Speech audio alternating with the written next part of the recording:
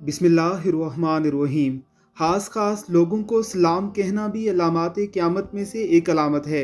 हज़रत अबू हुरैरा रज़ी अल्लाह ताला अन्हो बयान करते हैं कि रसूल अकरम सल्लल्लाहु अलैहि वसल्लम ने फरमाया, तुम लोग जन्नत में दाखिल नहीं हो सकते जब तक तुम ईमानदार न हो जाओ, और तुम ईमानदार नहीं हो सकते जब तक आपस में मोहब्बत ना करने लग जाओ।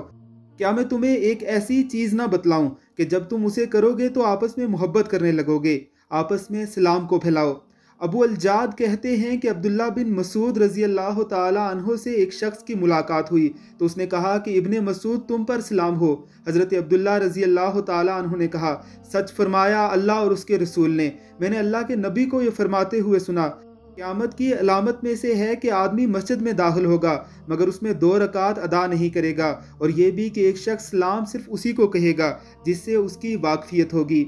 हज़रत अब्दुल्ला बिन उमर रज़ी अल्लाह ताला अन्हो कहते हैं कि रसूलुल्लाह सल्लल्लाहु अलैहि वसल्लम ने फरमाया, एक शख्स ने नबी करीम से पूछा कि कौन सा इस्लाम बेहतर है।